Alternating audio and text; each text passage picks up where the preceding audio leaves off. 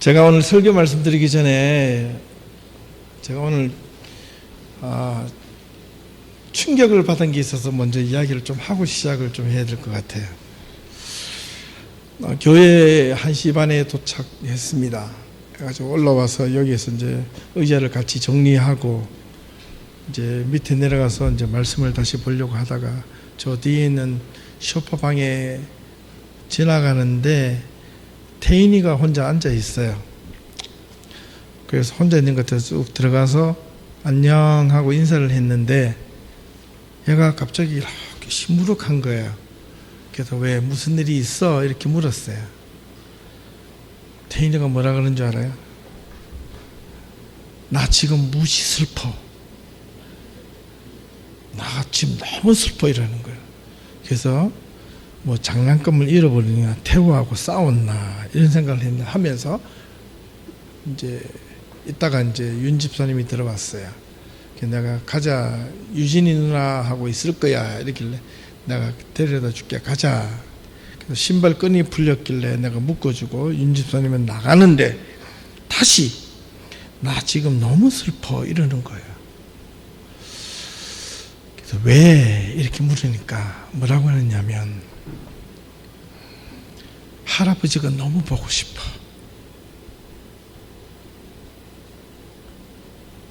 혹시 할아버지 기일이 있었어요? 어제? 그렇구나. 할아버지가 너무 보고 싶어. 할아버지가 없어서 너무 속상해. 빨리 보고 싶어. 그래서 뭐라 그랬냐면, 태인아, 우리 천국 가면 할아버지 만날 수 있단다. 그러니까 하는 말이, 그러면 할머니, 아빠, 엄마, 태호 목사님 못 보잖아. 이렇게. 한 방 맞았어요. 그래서 제가 뭐라고 이야기했냐면, 아니야, 우리 모두가 나중에 다 천국 갈 거야. 가면 헤어지지 않고 싸우지 않고 함께 살 거야. 할아버지도 만나고 할머니도 만나고 엄마도 아빠도 태호도 태인이도 목사님도 유진이 누나, 우리 교회 권사님, 집사님, 형, 오빠, 누나들, 이모, 삼촌들 다 거기서 살 거야. 그러니까 태호, 태인이가 뭐라 그러는 줄 알아요? 목사님, 지금 빨리 가자.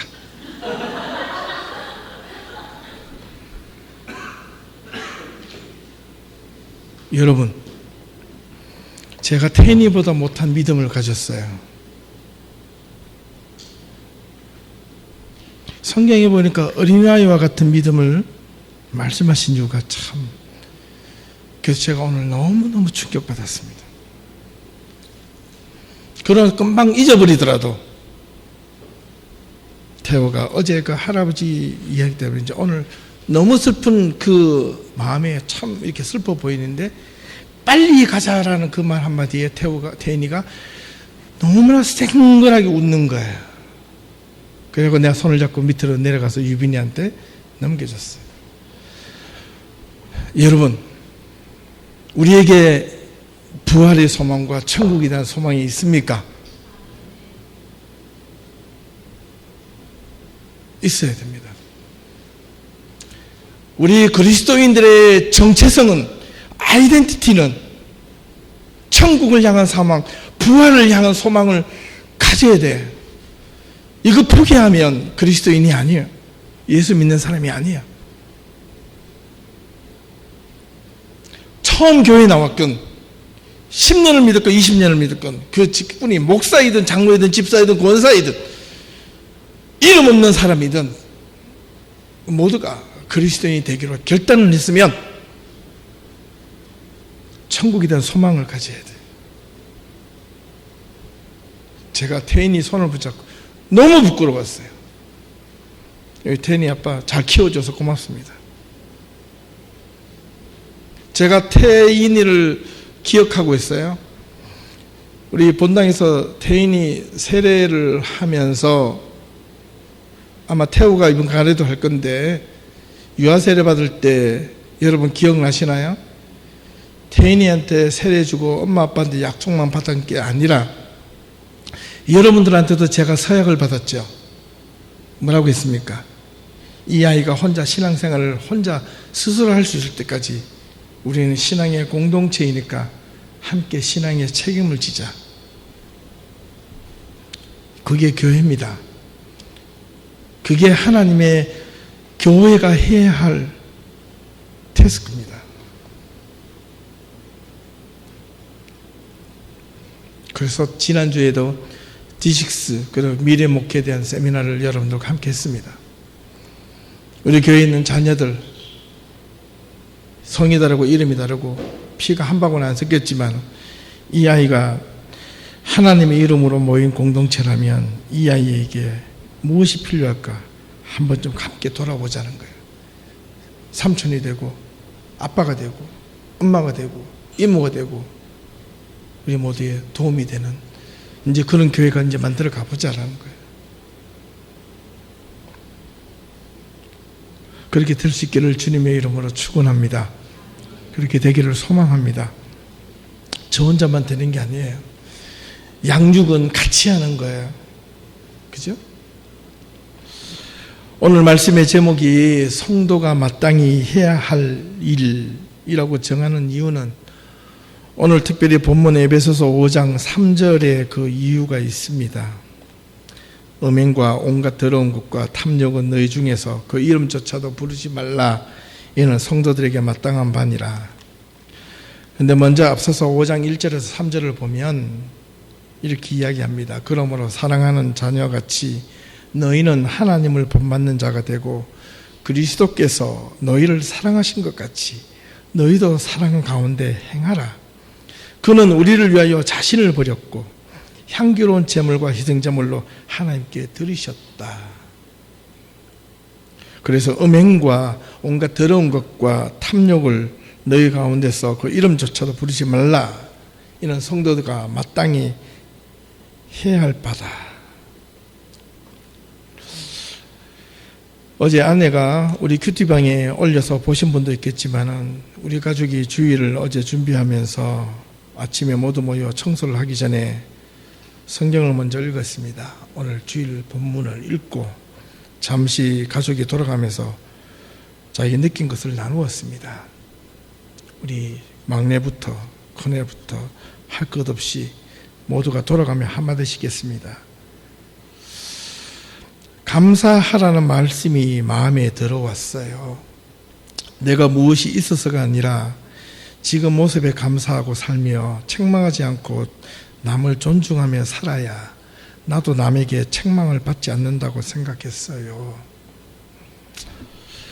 또 하나님을 안 믿는 자녀도 있는데 우리는 하나님을 믿는 빛의 자녀라고 말했으니 빛의 자녀답게 이제는 좀 뭔가 실천하며 전도도 해보고 해야겠어요.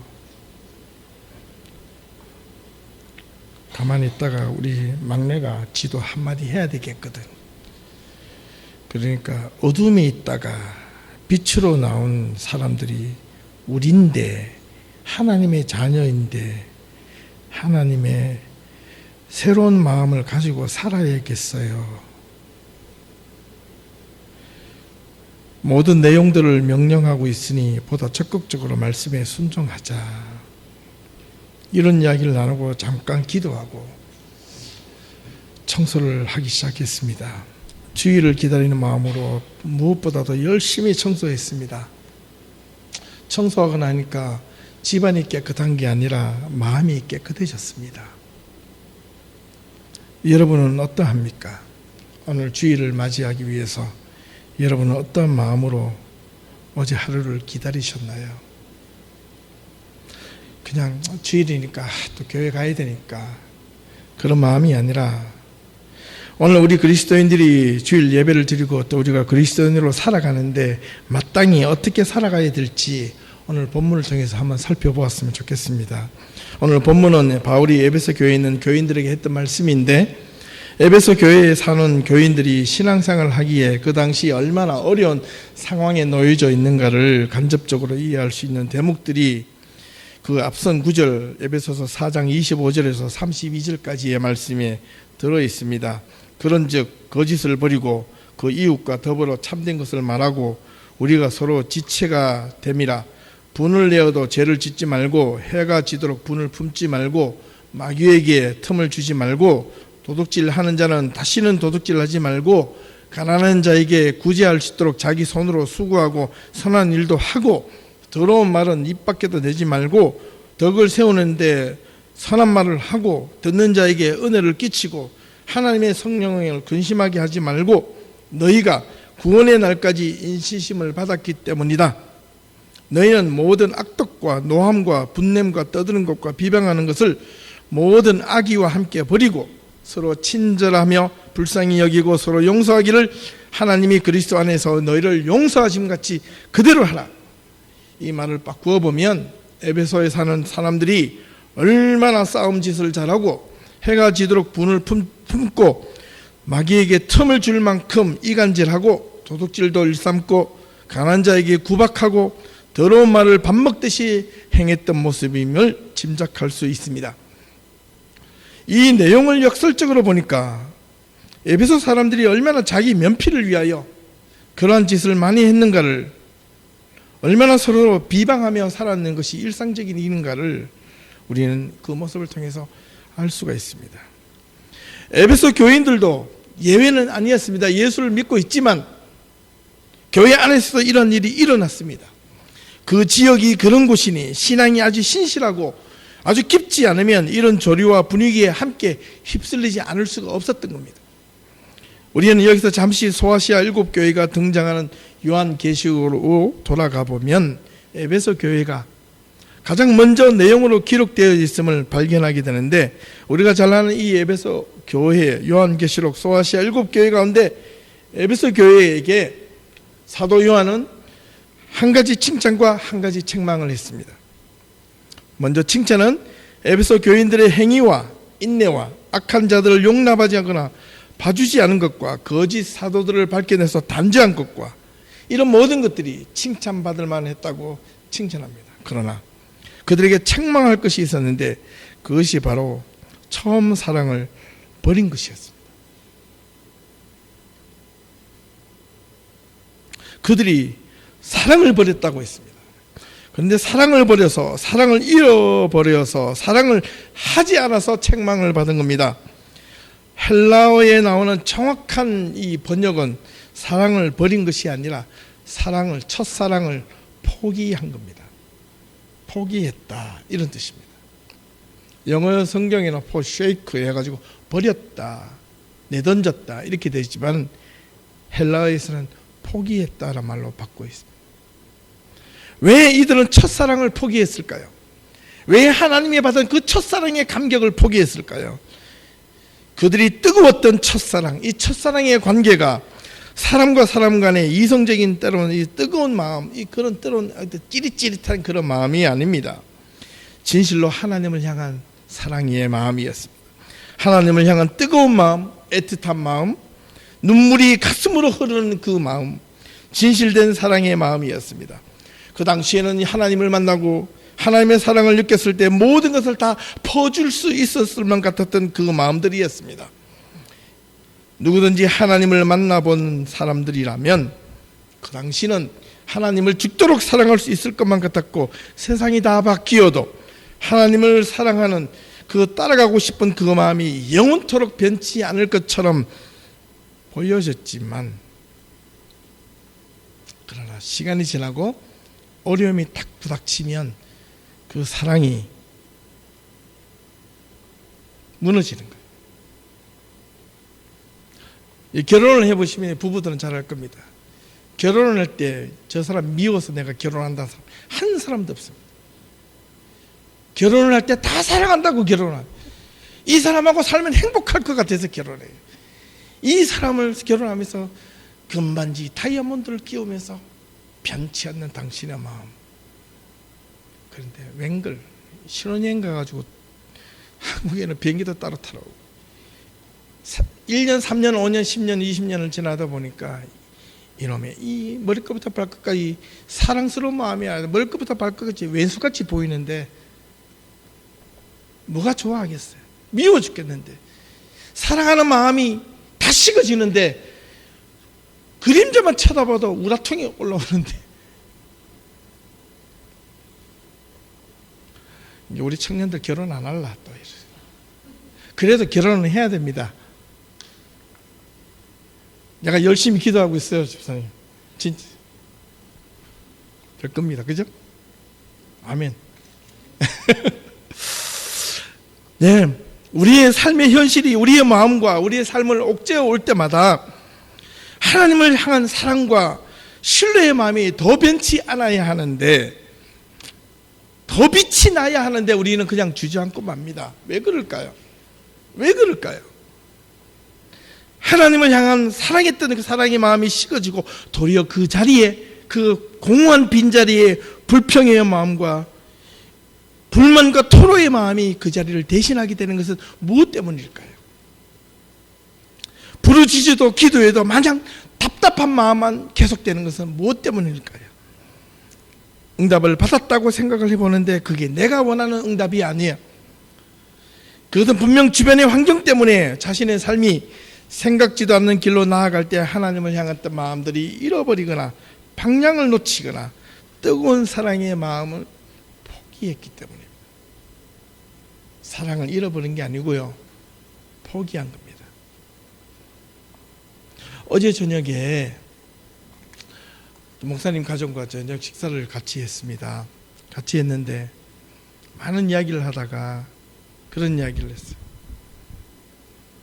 이게 만났다가 결혼해가지고 이혼한 가정들이 큰 교회에서는 이혼한 사람이나 가슴 아픈 사람들끼리 모여져서 구역을 만들어주는데, 그러면 서로가 위로하고 이해할 것 같았다처럼 보였는데 그게 아니라는 거예요. 그 구역을 묶기 전 처음에는 서로 위로하겠는데 조금 시간이 지나니까 자기 변명, 자기 합리화, 자기의 이 현실을 자꾸 변명만 하다 보니까 나중에 싸움이 되더라고요. 그래서 진짜 하나님 앞에서 신앙과 개인의 삶과 믿음이 회복되는 것은 어디에서 회복이 되느냐 하면 정상적인 믿음, 정상적인 신앙, 정상적인 가정 안에서 함께 할 때 회복이 된다는 거예요. 그런 사람들이 정상적인 가정으로 들어와서 초청을 받으면 부담스러워합니다. 힘들어합니다. 그런데 한 번 만나고 두 번 만나다 보면 부담스러워하는 것이 아니라 내 문제가 저기에 있었구나, 그걸 발견한다는 거예요. 정상적인 만남 속에서의 그 속으로 들어왔을 때 내가 비정상적인 삶을 살고 있었다는 것을 발견하게 된다는 거예요. 그런데 그 비정상적인 삶이 노출이 될까봐, 벗겨질까봐 두려워서 자꾸 감추니까 마음이 더 불안하고 답답하고 힘들고 자기의 삶을 점점 커버만 하고 있다는 거예요. 여기에 문제가 있다는 거예요. 그런데 오늘 본문 5장 1절에 돌아와 보면 사도 바울이 에베소 교인들에게 사랑을 이렇게 힘주어서 외치고 있습니다.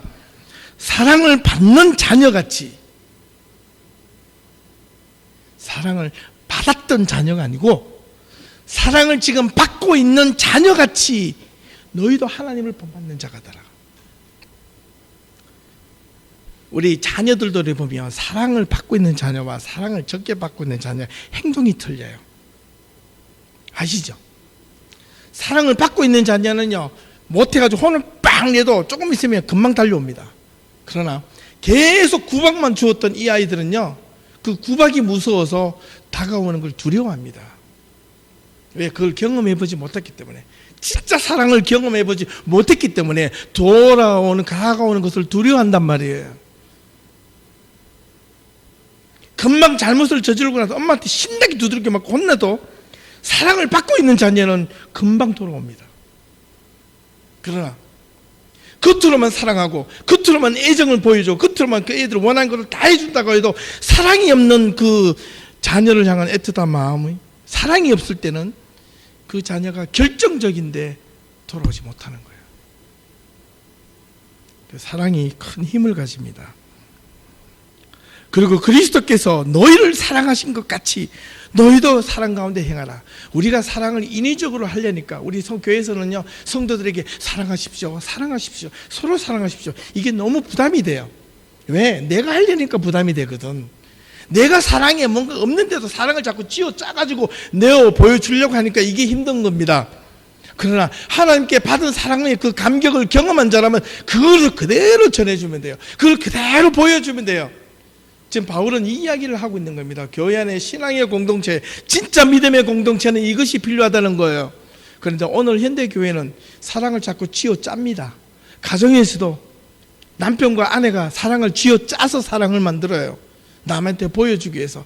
부모와 자식들이 자꾸 사랑을 쥐어 짜서 만들려고 그래요. 이게 오늘날 교회와 가정의 문제점이 여기 있다는 겁니다. 가정이 회복이 되어야 되고 교회가 회복이 되어야 되는 이유가 바로 여기에 있습니다. 인위적으로 사랑을 쥐어 짜지 마십시다. 인위적으로 누군가에게 보여주려고 사랑을 만들지 말자는 거예요. 왜 에베소 교인들은 서로 사랑을 하지 못했을까? 이유는 분명합니다. 하나님의 사랑을 경험하지 못했거나 요한계시록에 있는 에베소 교인들의 상황을 언급한 것처럼 사랑을 경험했음에도 불구하고 삶이 어렵고 척박하다는 이유로 내가 원하는 길, 내가 원하는 삶이 아닌 다른 길, 다른 곳으로 내 앞에 펼쳐져 있다고 느끼기 때문에 하나님의 사랑을 버리거나 포기한 이유 때문에. 하나님은 단 한 번도 우리를 포기하거나 버리신 적이 없습니다. 우리가 하나님을 포기하는 거예요. 내 삶과 맞지 않기 때문에. 하나님의 사랑을 포기한 이유를 바울은 오늘 본문에서 세 가지 이유를 들고 있습니다. 그 첫 번째가 음행, sexual immorality. 두 번째는 온갖 더러운 것, 영어 성경에 보니까 all kind of impurity. 세 번째 탐욕, greed. 이걸 보니까 자꾸 언뜻 떠오르는 게 육체적인 느낌이 오시죠. 성경은, 바울은 지금 육체적인 인간의 어떤 탐욕을 이야기해서 성경은 이야기를 하고자 하는 게 아닙니다. 바울은 이러한 것들 이름조차 부르지 말고 이것이 거부하는 것이 성도들이 마땅한 행하는 바라고 하는데, 우리가 알고 있는 음행, 더러운 것, 탐욕은 단지 인간적인 어떤 육체적 욕망을 뜻하는 말로 바울이 사용한 것이 아닙니다. 왜냐하면 이런 것들은 일반적인 사회 속에서도, 그 당시 에베소 사회 속에서도 윤리적으로 책망을 받는 일이기 때문에 그래요. 일반 사회의 윤리적 도덕적인 법안에서도 이런 것이 나쁘다 정죄할 수 있기 때문입니다. 그런데 굳이 바울이 그것을 억지로 다시 성경 안에 끌고 들어와서 이야기를 할 이유가 없는 거예요. 그러면 무엇인가? 무엇 때문에? 이 말을 무시하라는 것도 아니었습니다. 그럼 무엇 때문인가? 그것은 바로 인간관계 속에서 육체적인 타락은 모든 인간적인 관계를 깨뜨려 버리는 아주 사악한 것이기 때문에 사회적으로도 용납하지 않는 것으로 당연하지만, 바울은 바로 이 음행과 모든 더러운 것과 탐욕이 하나님이 원하시는 사랑과 반대가 되기 때문에 그랬던 거예요. 그 질문에 대한 해답이 5절에 있습니다. 5절을 다시 보니까 너희도 정녕 이것을 알거니와 음행하는 자나 더러운 자나 탐하는 자 곧 우상 숭배자는 다 그리스도와 하나님의 나라에서 기업을 얻지 못한다. 바꿔 말하면 음행과 더러운 자와 탐하는 자가 우상 숭배자와 똑같다는 거예요. 왜 우상 숭배하는 자들이 이 음행과 모든 더러운 것과 탐하는 자로 보았을까입니다. 이 세 가지의 공통점이 있는데, 그 세 가지의 공통점은 바로 뭐냐면 마음에 품는다는 겁니다. 마음에 품어 있다는 겁니다. 보이지 않게 행한다는 겁니다. 사랑하는 것도 눈에 보이지 않게 행하는 것인데, 사랑을 받으면 느낌이 있어요. 그리고요, 놀랍게도 음행, 더러운 것, 이 탐욕도 보이지 않게 행하는데 그것도 하는 사람을 보면 느낌이 있어요.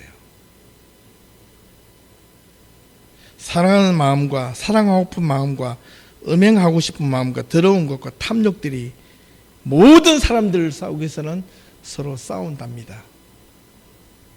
나는 예수 믿기 때문에 없어. 그 사람 거짓말이에요. 저도 음행과 더러운 것과 탐욕으로 하나님의 사랑과 지금도 싸우고 있습니다. 모든 사람들이 가지고 있는 겁니다. 그런데 하나님의 사람들은 이 싸움에서 하나님의 사랑으로 이겨야 하는데 진단 말이에요. 지기 때문에 그리스도인이 손가락질을 받는단 말이에요. 하나님의 사랑으로 이겨야 하는데, 그것을 보여주어야 되는데, 그것이 삶으로 드러나야 하는데, 드러나기는커녕 오히려 믿지 않는 사람들보다 더 음행과 더 더러운 짓과 더 탐욕으로 살아가는 이유가 무엇일까? 그게 우상숭배자가 하는 짓과 똑같다. 무엇이 과연 우상숭배인가? 불교 사원의 부처 동상 앞에서 절하는 것이 우상인가? 과연? 우상숭배의 모든 치명적인 진짜 우상은 자기도 모르는 가운데 자기를 향한 우상이 진짜 우상입니다.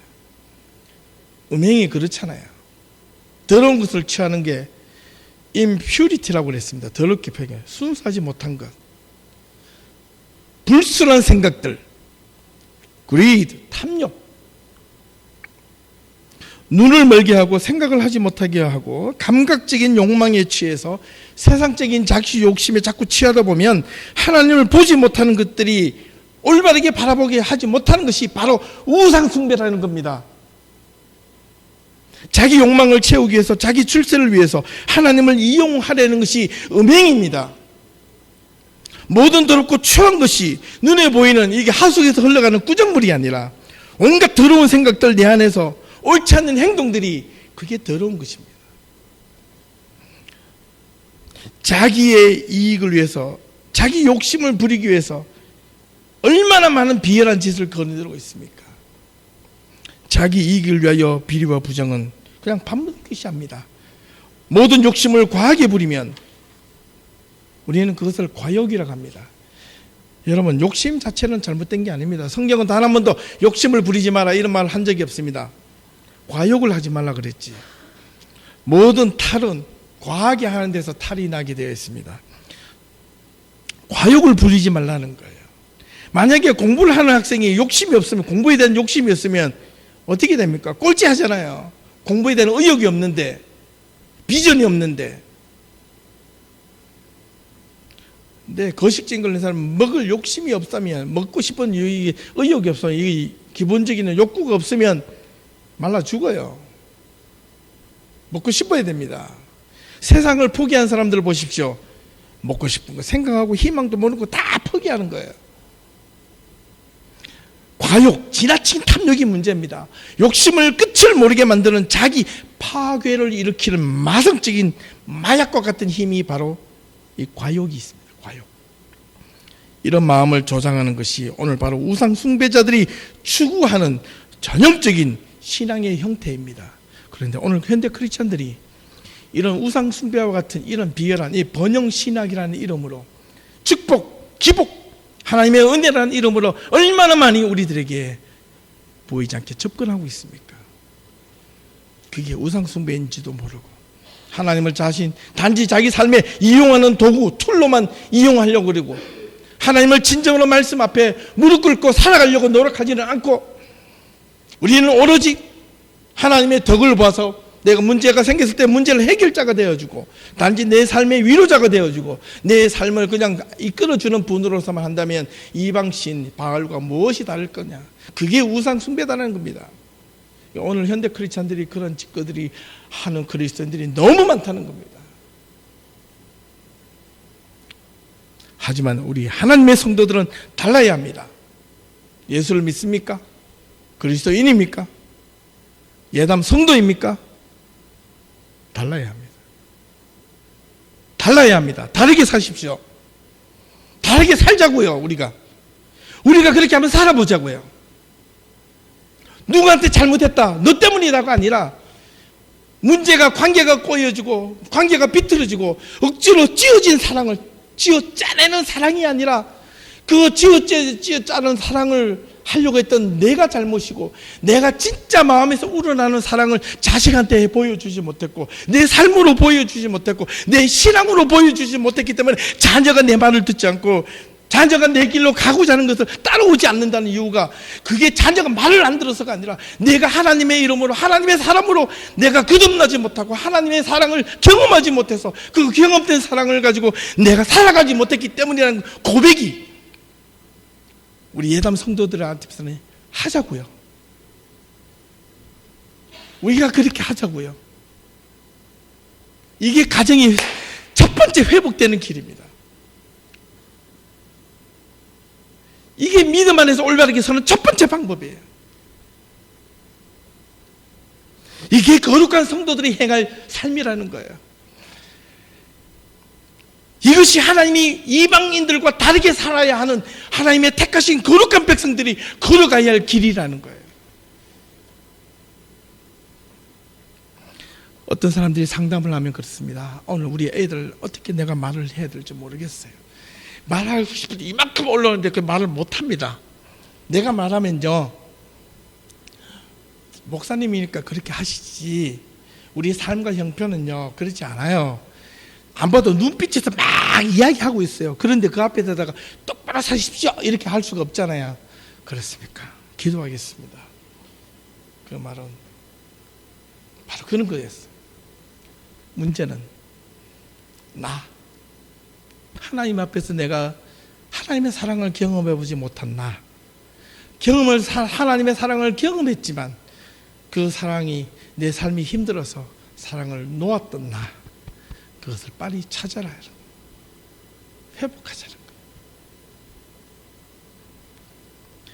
성도들의 마땅한 믿음의 삶이 바로 그겁니다. 거룩한 하나님의 성도들의 삶은 우상 숭배자들이 바라보는 신앙과 달라야 한다는 겁니다. 사도 바울은 이 우상 숭배자들의 삶을 무엇이라고 비유했느냐면 어둠 속에 있는 자들이라 이렇게 비유했고, 하나님을 올바르게 섬기고 사랑받는 사람의 신앙생활을 빛의 자녀라 이렇게 비유했습니다. 예전에 하나님을 바르게 알기 전에는 하나님을 믿고 따르는 것이 세상의 욕망과 육적, 세상의 권능과 부영예와 부로 채워지는 도구로 알았지만, 하나님이 그저 바라보고 축복이 하나님의 은혜인 것처럼 바라보았던 것이 빛의 자녀로서가 아니라 그것이 어둠의 삶이었다는 것을 아는 순간 우리는 하나님 앞에 올바르게 돌아올 수 있습니다. 내가 여전히 하나님을 믿고 있으면서도, 하나님을 믿는다 하면서도 내 삶이 무언가 모르게 무언가에 쫓기는 듯 불안하고 두근두근하며 불안하게 어떤 근심과 걱정 속에 살아가고 있는 자라면 여러분은 아직 여전히 어둠 속에 있는 자입니다.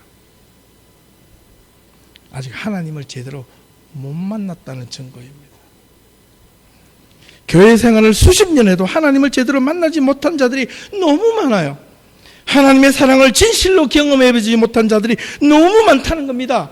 아니, 하나님의 사랑을 경험했지만 그 사랑을 버렸거나 포기한 자들도 지금 너무 많다는 거예요.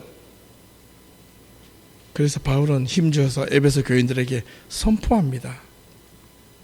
하나님의 사랑을 포기한 자들에게, 하나님의 사랑을 버린 자들에게, 하나님의 사랑을 아직 경험하지 못한 자들에게 이렇게 비유로 말합니다. 잠자는 자여 깨어서 죽은 자들 가운데 일어나라. 하나님의 성도들은 믿음 안에서 깨어 있어야 합니다. 깨어있는 삶이 되어야 되고, 깨어있는 신앙이 되어야 되고, 깨어있는 실천적인 그리스도인이 되어야 합니다. 그래야 하나님의 성도가 될 수 있음을 잊지 말아야 합니다. 오늘 바울이 에베소 교인들에게 말씀하셨던 성도의 마땅한 삶이 무엇인지 이제 알았다면 우리가 무엇을 버리고 무엇을 찾아야 할지 이제는 분명히 선택해야만 합니다. 음행, 모든 더러운 것, 탐욕을 버리는 것이고, 내가 버리고 잃어버리고 포기했던, 아니 아직 경험하지 못하고 있는 그 하나님의 사랑을 경험하고 회복해보는 것이 오늘 성도들이 해야 할 첫 번째 일입니다. 하나님이 우리를 사랑하시고 십자가에 죽으신 그 사랑이 다시 회복하는 일이 시급합니다. 그래서 에베소서 5장 1절에서 사랑을 받는 자녀같이 너희는 하나님을 본받는 자가 되라. 받았던, 아직 받지 못했던 것이 아니라 지금 받고 있는 진실된 사랑이 회복되면 모든 관계가 회복이 됩니다. 진실된 사랑이 회복되면 모든 어긋난 삶이 다시 정상으로 돌아옵니다. 오늘 이 세상이 정상이 비정상이 되고 비정상이 정상인 것처럼 보여지는 이 시대 속에서 우리는 비정상으로 가야 할지 정상으로 돌아와야 될지 우리 성도들은 분명합니다. 하나님의 거룩한 예담 성도 여러분, 세상이 아무리 비정상으로 가도 우리는 다시 하나님의 정상적인 자리로 돌아오십시다. 이게 성도들이 마땅히 해야 할 첫 번째 사명임을 잊지 말고 이번 한 주간도 힘써서 노력하며 애써서 그렇게 살아갈 수 있기를 주님의 이름으로 축원합니다. 기도합시다. 하나님 감사합니다.